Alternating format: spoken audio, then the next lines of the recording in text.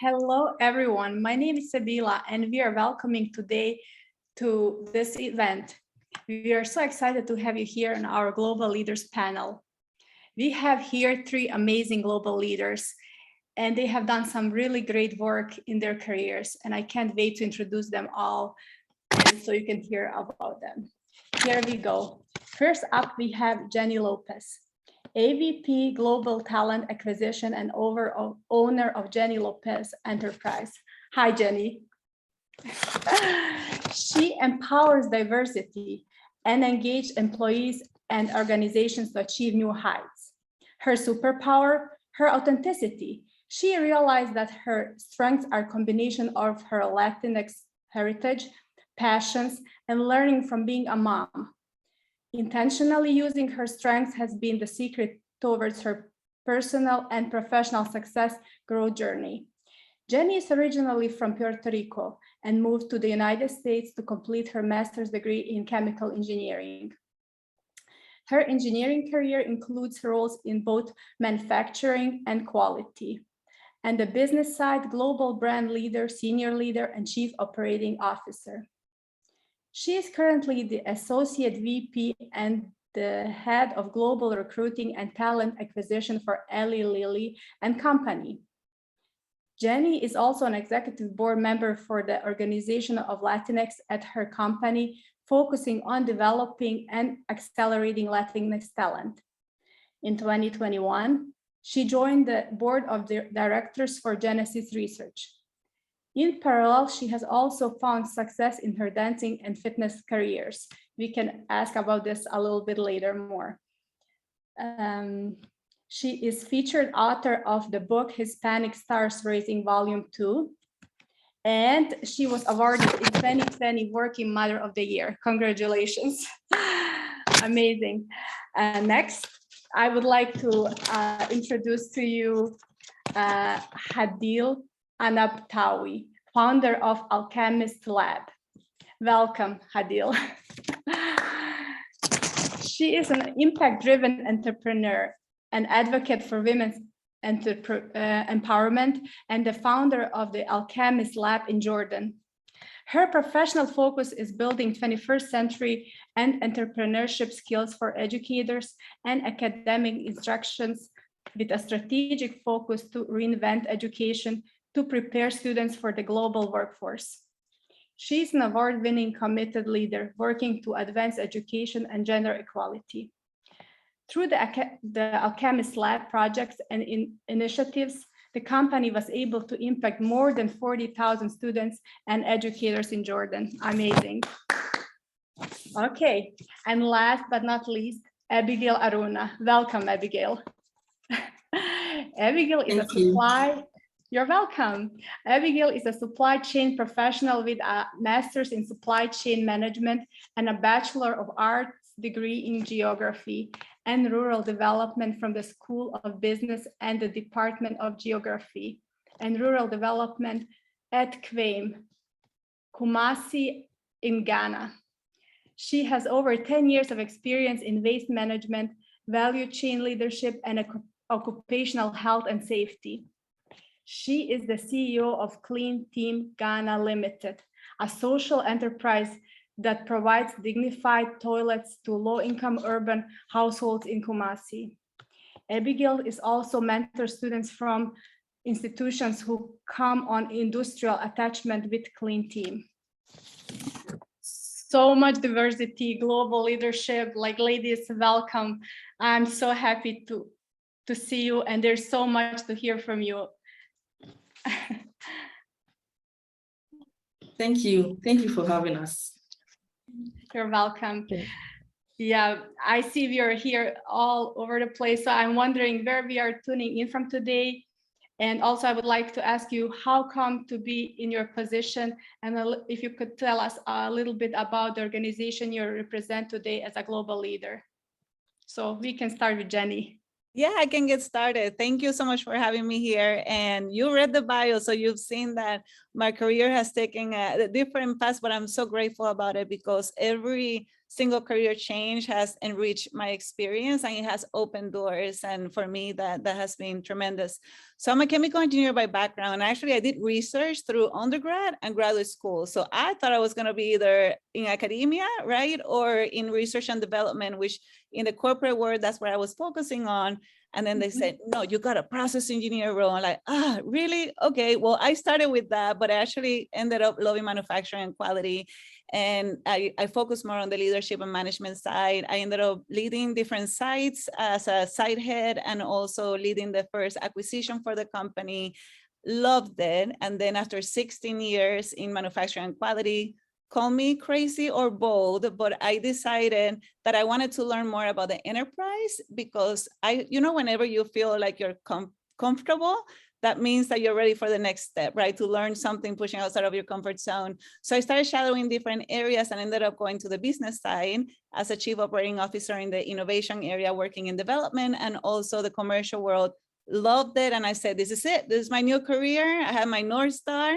And then HR role open. And I think, so the first one was intentional. This one, I think it was a sign from God because everybody kept saying, Jennie, you should apply to that, this HR role. And like, you're crazy. I'm an engineer. I'm not HR. And all these random people kept asking me to please post for it. We need more Latina representation. Your leadership style is needed in HR.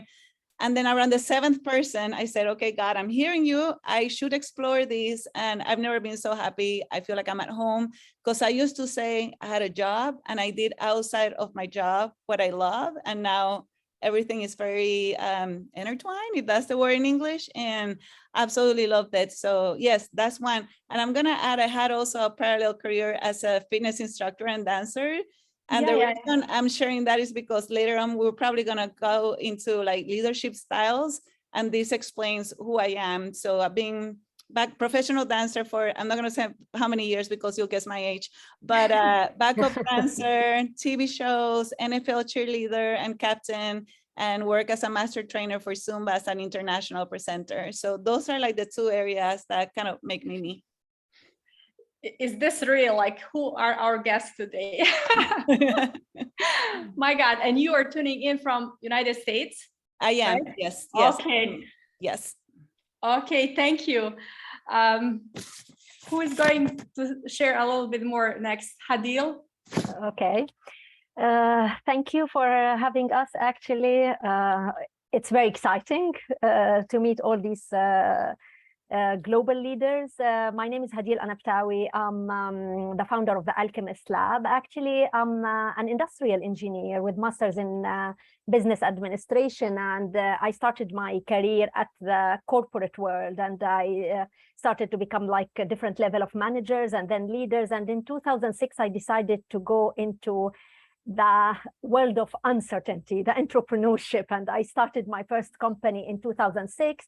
And basically, it was because personally, I believe the persons who we are today starts early in the childhood. And whatever we've been through during our childhood, we can't get over these easily.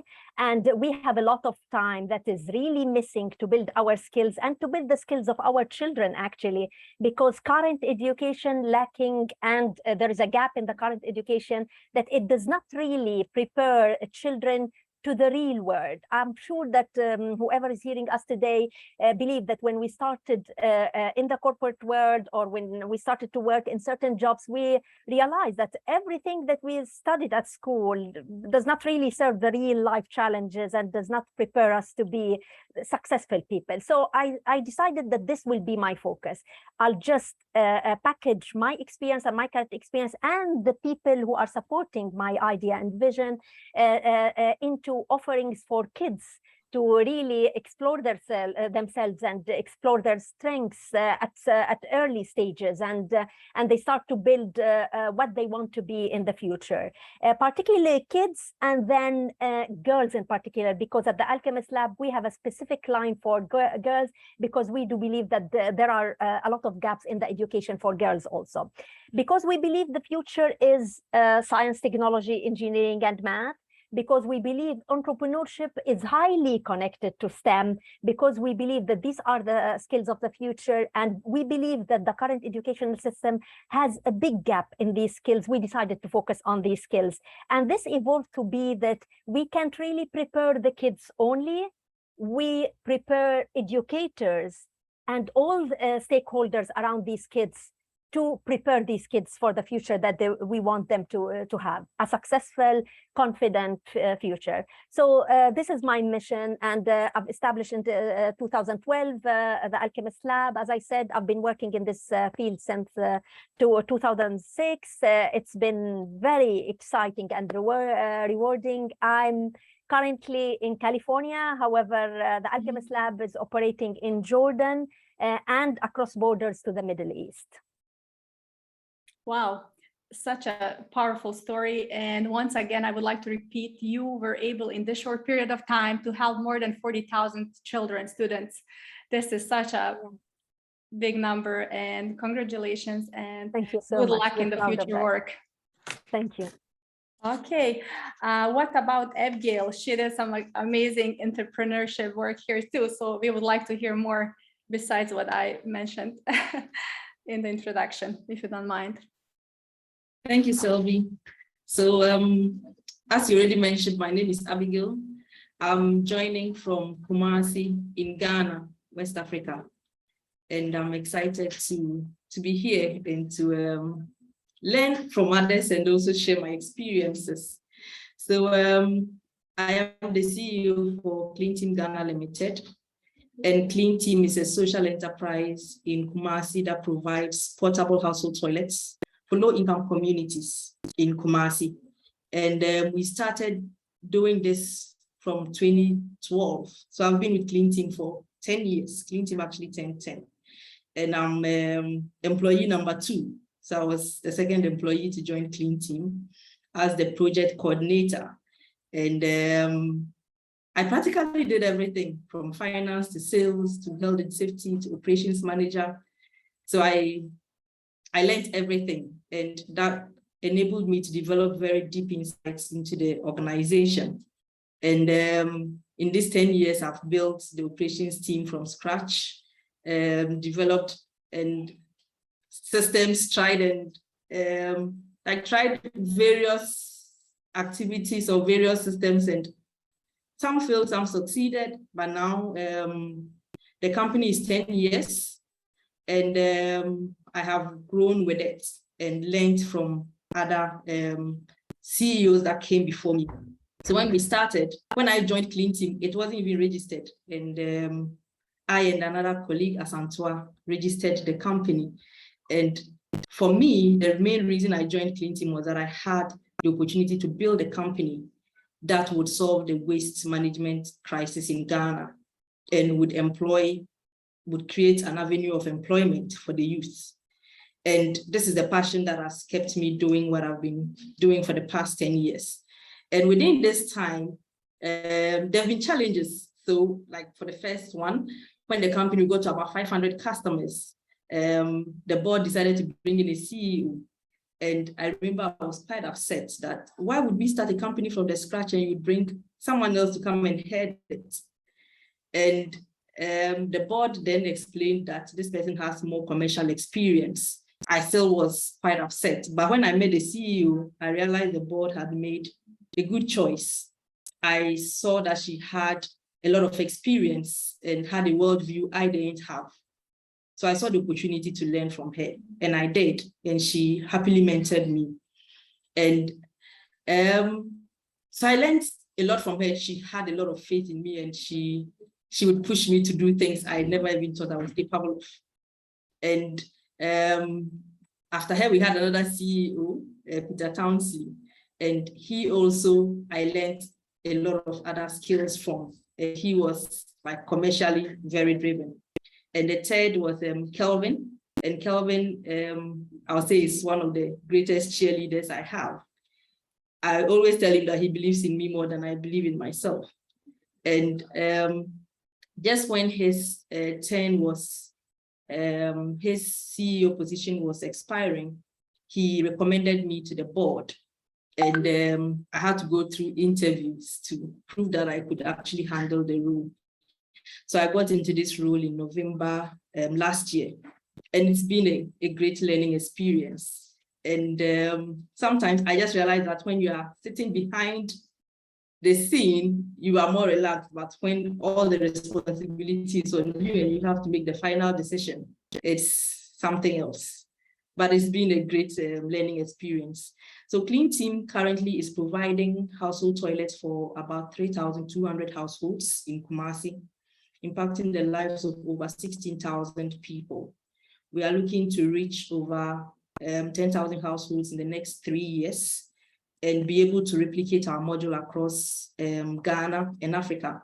So sanitation is very challenging, especially in Kumasi. People do not have household toilets, and they will have to queue to visit public toilets or would have to do open defecation.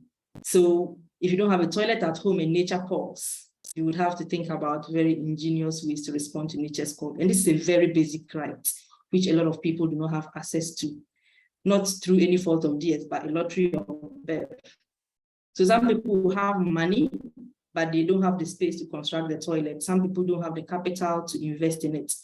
But Clean Team gives them an option of a small toilet that requires just 1 square meter space, and you don't need a lot of capital to take up our toilet. You pay it in bits. You pay a monthly subscription fee for our service. And so it is easy for people to access our service and to have a decent toilet at home so that they can respond to nature's call with dignity. Yeah, so in short, that is what I do. So my usual phrase is that when someone asks me what I do, I will usually say I sell toilets. That's awesome.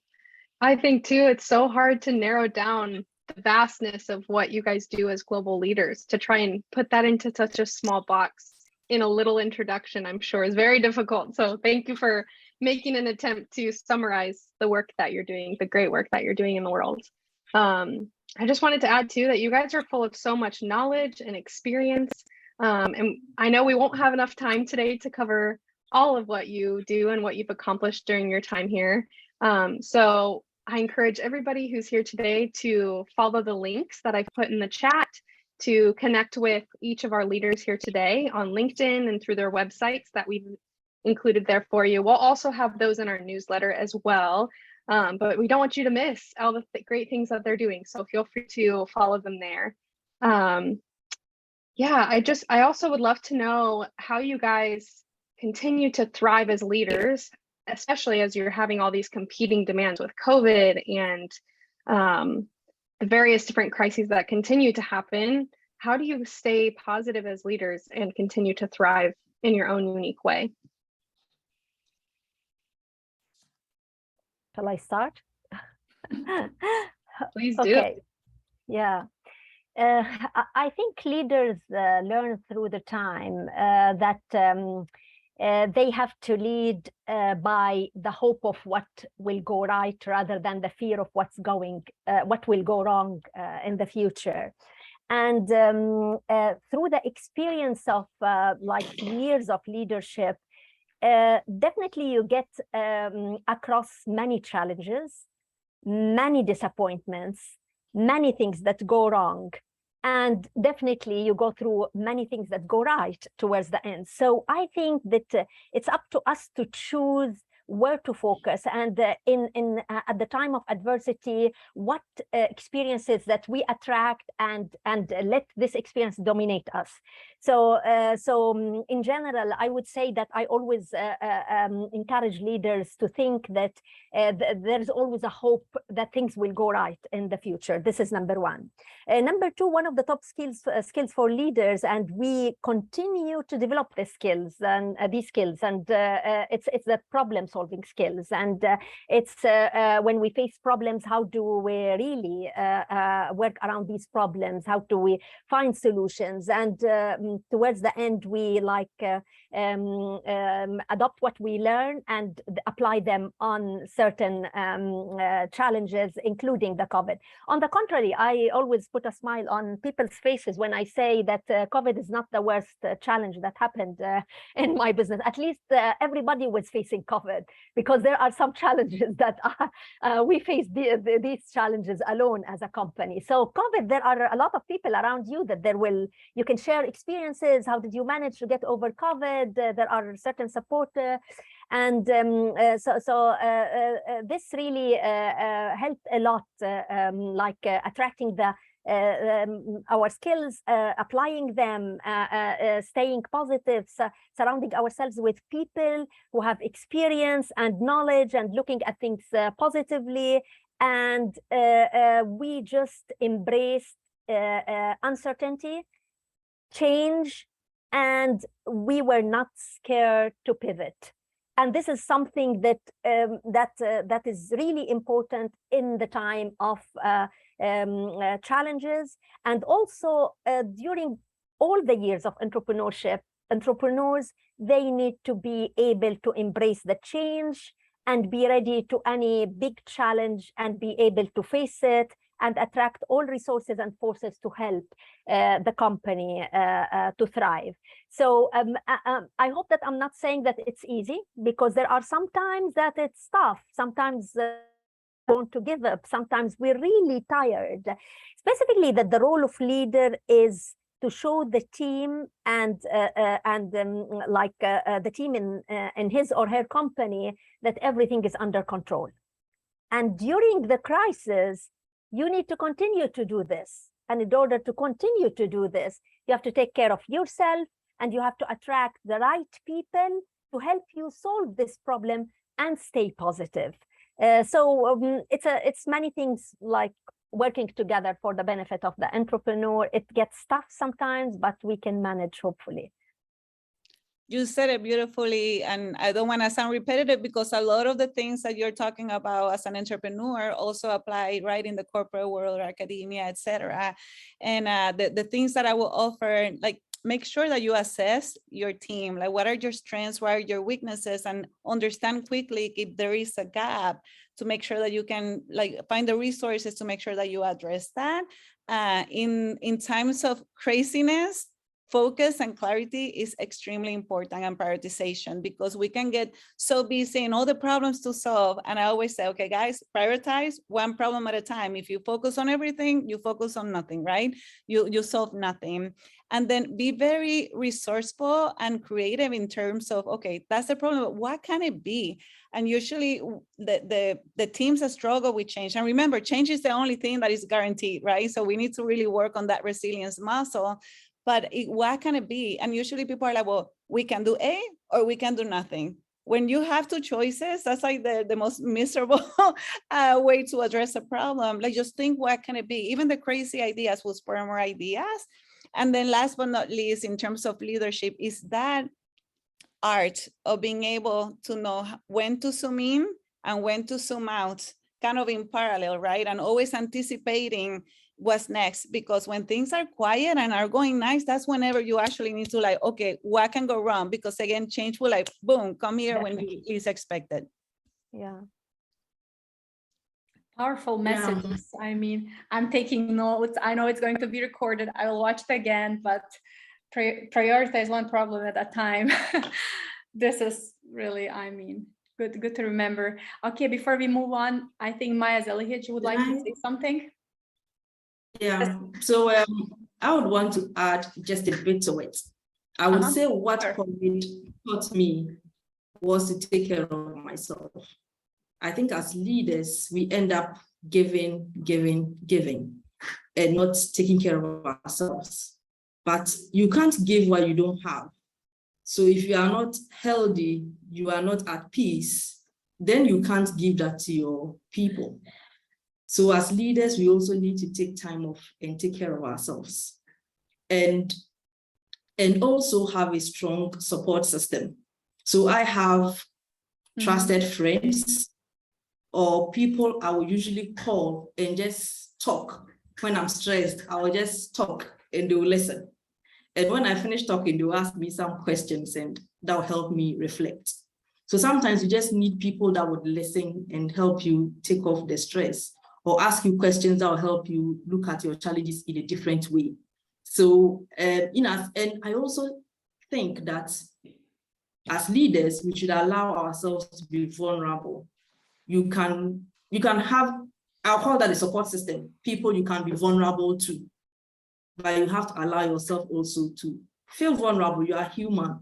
So give yourself that space and release some stress so that you are able to give, you are able to get it, store it up and be able to give it.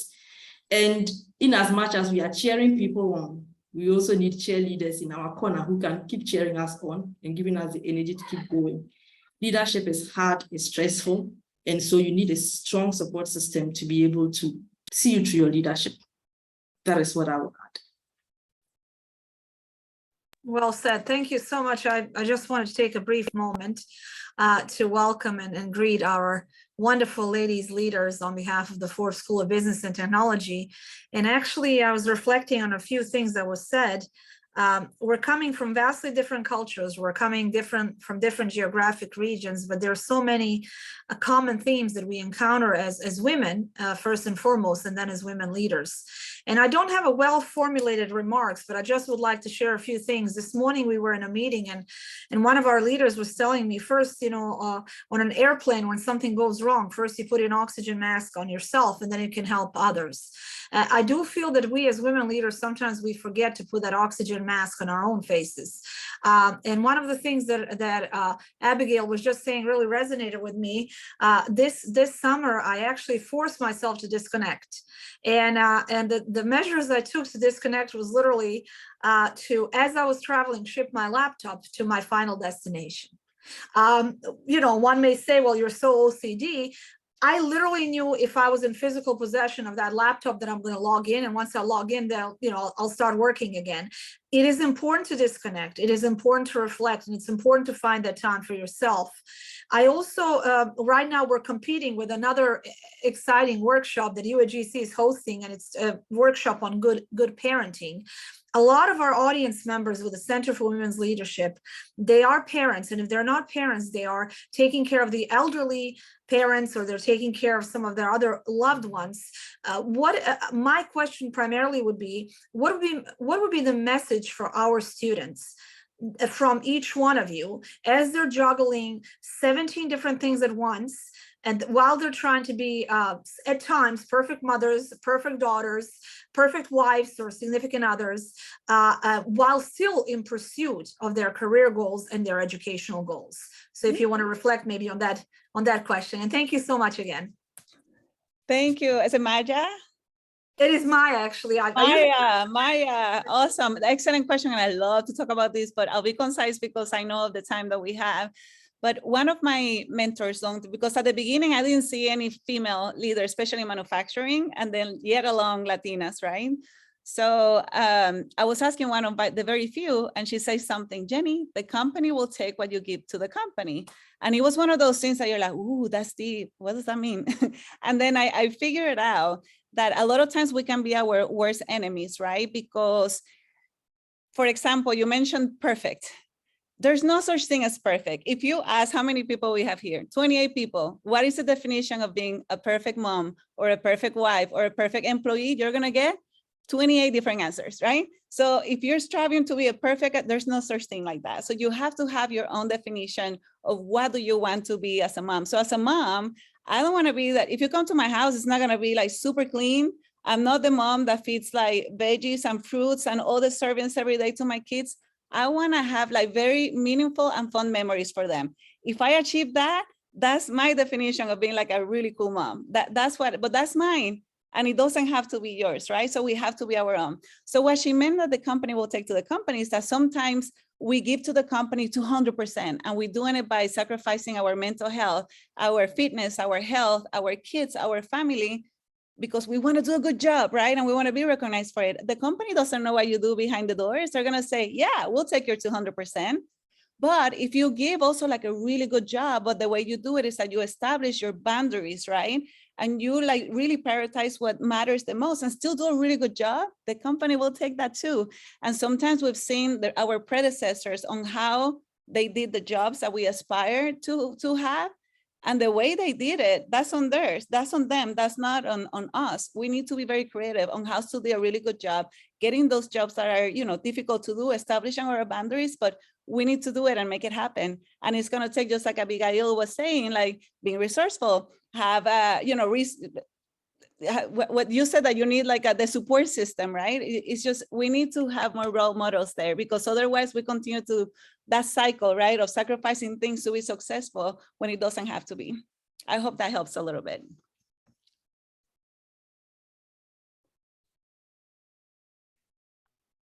I think that definitely helps. I'd love to hear from Hadeel or Abigail if you guys have anything to add to the conversation too.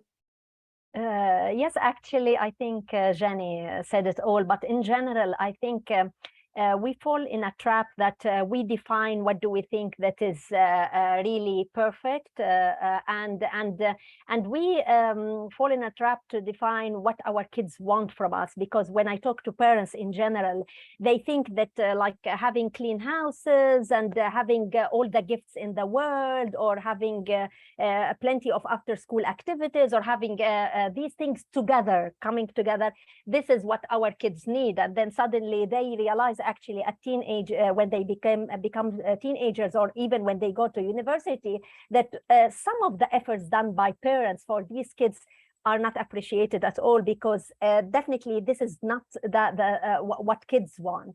I think communication with the kids and focusing on one or two really good things that you need to your kids to take with them after they finish school and they go to universities. It's the time that I assume they leave the houses of their parents. That's why I'm saying that this is number one. So communicate and try to focus on one or two things to make this relation good. Even with the husband, I would say that don't really say that I want to be the superhero doing everything. Just communicate and reach together. Where do you want to stand in this relation? What does he need? What do your kids need? This is number one.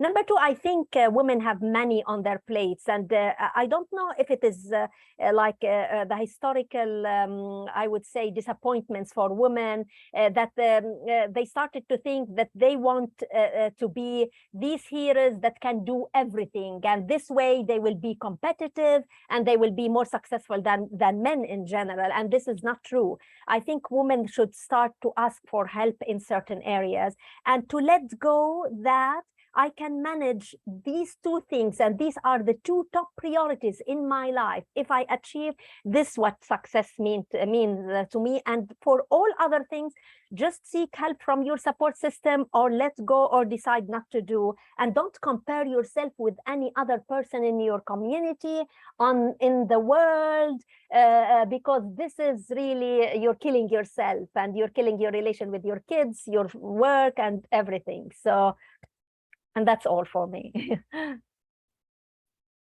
Yeah, that was really insightful, Hadeel. What I would just add is maybe just an example. I was fussing over my son carrying his school bag, his lunch box, and struggling to carry them to the car. And I was like, oh, let me help you. He's 5 years. And he says, no, mommy, don't worry. I'm strong. I can carry them. I was like, oh, then I realized that I'm actually fussing too much. Like I'm just being worried unnecessarily. And so sometimes I'll just remind myself that I don't have to worry too much. People can actually do more than we give them credit for. And so we have to give people room to grow, or to operate, or to take care of some things. If we keep taking care of everything, then we are not allowing people to grow and to learn how to do things for themselves. So giving people room, I think, is very important. And I also have found that living in the present and making good use of present moments, be it with colleagues, the time you talk to people, the time you spend with people, your family, at work, just being present for that person makes that person feel like you value whatever conversation you are having, whatever they are telling you. And being present means that you are doing whatever you are doing at that moment well, and that would feed into maybe future activities.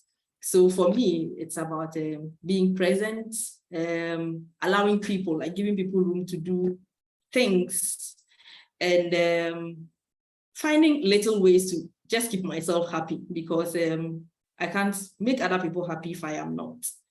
Yeah.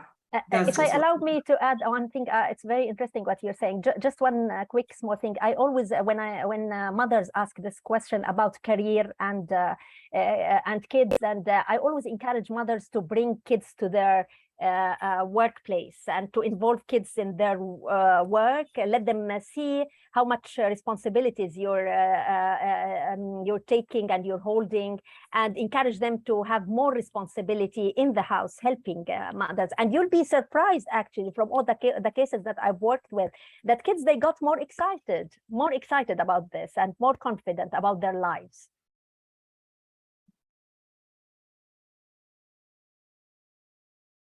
Amazing. I agree with everything. And I love to hear all of your different perspective. And as they said, like everything's very similar and different, and we learn so much from each of you. And I would like to hear more about your leadership styles, as each of you are in different areas of work. So I would like to hear how different your leadership styles are too. That's okay. I'll get started in here. When I started in the corporate world, it felt like pushing against the current, because my leadership style was different from the norm, right? I got feedback about, hey, Jennie, you have to dress like an engineer, which I don't know what that meant, because I was in the manufacturing floor. So it's not that I could wear like cute heels or, like jewelry, but I changed, right? So I went from colors to like black, white, and gray. I got feedback about me being too outgoing and too bubbly, and they almost didn't hire me because I was too bubbly for being an engineer. I got feedback that I empower my employees too much, and I needed to be more like direct and in terms of my leadership style. I got the feedback I didn't look smart. I mean, you name it. I had to work on on how I talk. And so I'm thinking, okay, for me to be able to be successful, I need to change who I am, because that feedback in combination to the lack of representation, at least here in the United States, I'm like, okay, so that's the formula. I need to fit into this like avatar, right, of what they said is about being a leader. So I changed the way I dress. I tried to work on my accent. That did not work, as you can tell. I tried to be more like less energetic, but trying to be somebody who I was not. I just pretty much lost myself, and I lost my confidence. I lost my edge. And it just started really working against me, and I got lost. And that's whenever I say, Jennie, what are you doing? Because when you're bubbly, when you're yourself, that's whenever you connect better with people. That's what people like, and that's why you're being able to be successful. So I took upon myself on being like that embracing, realizing that a lot of my leadership traits are from my Latinx heritage. Like, we are all about family. We don't lead with like, I do this and I did this and no, it's we as a team. And it's okay. Like right now, that collectiveness is so important. The resilience muscle is so important, but we lead with humor, where things go wrong, we just smile, make a joke about it, but keep pushing forward, right? That doesn't mean that we're not engaged. So all of those things is just the way I was raised. It's different from the norm, but it's just as effective, if not more effective. So I decided, you know what, I'm going to be intentionally the way I am, so then we can really have more role models, because when people see that you can be yourself and be successful, then they say, oh, okay, so I can be myself too. So I'm all about bringing your authentic leadership and authentic self in everything you do. Like whatever you see here, you see at the gym teaching Zumba, you see at the school with the kids, you see in church, that's just me, right? I don't have different Jennifers depending on where I'm at. And I love to talk about this. If you want to continue the dialogue, follow me on social media under Intentional Unicorn, because yes, all of us are unicorns and we need to live with it instead of trying to like hide it to fit the norm. Wow, so interesting. I love to hear that. Like in that phase, they didn't, you stayed empowered, you stayed strong, you continued to be who you are, and you came out stronger. So like it's a good message for all the young students that face cultural differences in the 21st century. Thank you. I'd like to add here that thanks that things are changing actually, because I've started my career like, you'll know my age, but it's more than 25 years ago. But basically, there was like a code. I wouldn't say only dress code. It's like a code what leaders should look like. And things are changing, to tell you frankly. I don't know if it is the startups ideas or the tech invasion to the world that leaders start to look in different ways, to tell you frankly. So you started to see leaders in suits in certain industries, and you started to see like entrepreneurs in Silicon Valley coming to a meeting with a short and like sleeveless top and something like this, which is something we're not used to years ago. And that's really good, because this is pushing people to be themselves in general. And this is what Jennie says, and I agree 100% about this, that there is like theoretical learnings in universities.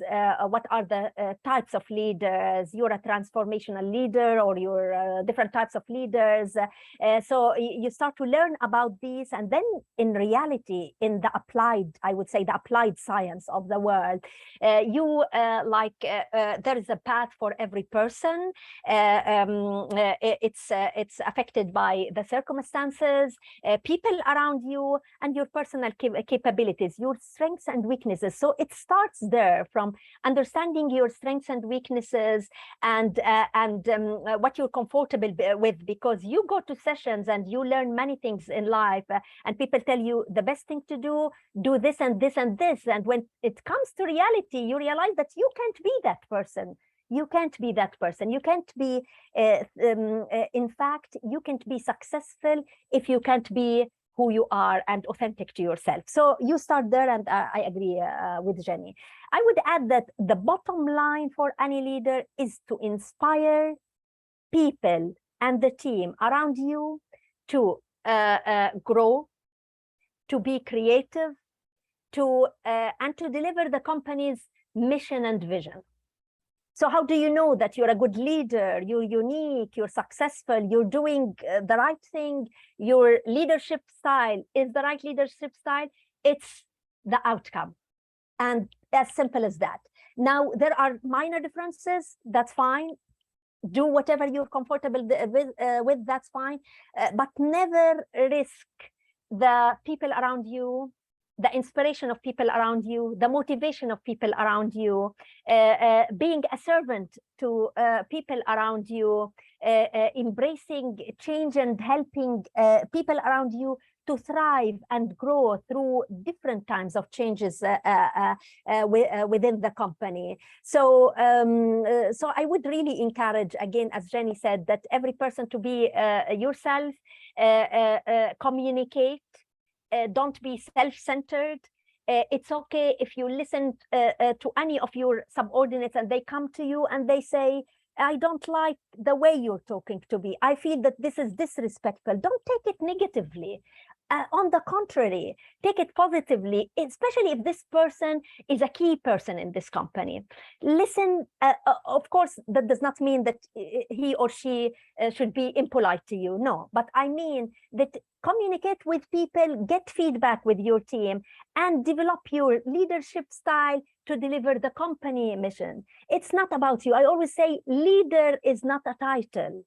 Leader is something that you do to your team and your subordinates. You lead them through different times. So to be successful, you have to serve this group of people. If you're unable to help them deliver their personal mission, their personal dreams and the company's dreams, then you have to stop and to question everything. Some coaches, they say people have to accept you the way you are. I don't think that this is realistic for leaders. You have to really communicate and listen to people and continue to learn and grow. This is the problem of many leaders. We reach the top and we feel that we're there and people, they have to accept who we are. I think we're growing every day. we're learning every day. And this is one of the challenges of leaders, to tell you frankly, because sometimes you're there, your subordinates want you to do something or to help them in something, and you're still learning as they are. So be authentic to yourself, communicate with your subordinates, and the bottom line is to inspire and help your team to thrive and deliver the company's mission and vision. This is the bottom line. Yeah, I would say I've seen myself transform in the leadership journey. So initially as the operations manager, even though I would listen to people, but and I would talk and laugh, but people would know that when it comes to work, you don't mess with me. If you mess with my job, I will not take it easy on you. And I was very impatient. But recently, like reflecting back, I think I've become more empathetic and more emotionally intelligent with people that I deal with. I've come to understand that people are more than you see. People have stories, people have things happening in their lives. And as a leader, you would have to care for people just more than you see or more than they present to you. And I am able to detect like different things on people. Like I can see something as easy as maybe a haircut has changed, the expression on someone's face has changed. And when I greet you, I will spot that there is something different about you, what is happening. So being able to connect with people beyond work would mean that they would be able to trust you and be able to confide in you if they have challenges, and they'll be willing to go the extra mile for you because they see that you are also going the extra mile for them or because you care. So I am leaning more towards being empathetic or empathetic leadership. But then sometimes I ask myself, am I being too empathetic?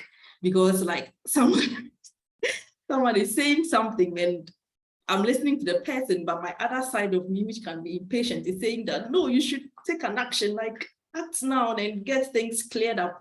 And the other side of me is saying, no, be patient, try to understand the person. Maybe the person is going through some challenges. So just understand and ask more questions and put yourself in the person's shoes. But sometimes I'm like, this is delaying the process. But it is also worth it because we are working with human beings and not machines. And as you become more empathetic with people and try to understand them, they also will translate that to people they work with. They'll also be more empathetic towards their subordinates or their colleagues. And it would mean that within the organization, there's a lot more care and we are working together as humans. So I think I'm still in the dilemma as to more empathy, or should I try and find a balance? But like Hadeel said, it's constant learning, and I'm learning by doing, and I'm seeing some of those that succeed and those that do not. But a leader should show how it is done and not just tell people how to do it. You need to show them how it's done, and that is how I do it. So if my people are in the gutters, I'm in the gutters with them. If my people, I'm asking them to do something, then I'm doing it as well. And yeah, even though they are, like Jennie said, they are avatars for how leaders should look like, I would do what makes me comfortable. So I would wear canvas or boots. When people are expecting I should wear heels, I'm like, this is me, this is what makes me comfortable. And so being authentic and being empathetic are, I would say, the leadership traits that I'm exploring now. I'm looking forward to explore more, and I will share them along the way when I discover more. Yeah. Love that, being authentic and empathetic. It's like really a way to go. We also have one more question. What keeps you inspired and who inspires you? It's a question to all of you. Who wants to come first? What keeps me inspired? No, Jennie. No, Jennie, go on. I don't want to sound cliche, but it's really my kids. I really don't want them to go through what I had to go through, right? To get into my my career, and that's why I do what I do at work. That's what I do for my business, and they keep me inspired. So it's them. Nice. And you have 3 kids, right? I have two, 12 and Two. 9. Yes. Well, if you Two. count my husband, then yeah, that can be 3. A lot of work, I see. Okay, what about you, Hadeel? Okay, actually, it might be obvious to everybody that I'm inspired by kids in general, to tell you frankly, because kids are general optimistic about life. Kids, they think that they are heroes and they can solve all the problems in the world. And so you learn from them to let go and to feel confident that everything can be solved. And because we work with kids in general, whenever I feel down, tell you frankly, as simple as I call a group of kids and do some focus group, call these kids and ask about their challenges, ask them about certain product idea in my mind, and so they inspire me to keep going, that there are still gaps and there is a lot to do in this world for these kids, and they keep me motivated to think outside the box. So I would say for the time being, kids around me are inspiring me all the time. Yeah, that's beautiful to hear when you talk about kids that you're working for. Like I hear so much love in the work you do. So you're really happy to be inspired by your own work and the kids you're working with. Amazing. Yeah. Yeah. So I am usually inspired by my staff and the people that look up to me. So there are days I wake up really down, and I tell myself, if I give up now, what about all those people that are looking up to me? What happens to them? So I have no choice but to pull myself up and smile and encourage them. And so the people that look up to me, my staff, my children, my family, my support system, they keep me going, and they keep me inspired. And usually when I'm down, I would read quotes, inspirational quotes, and just repeat some positive words to myself. And yeah, I would usually come back up. Yeah.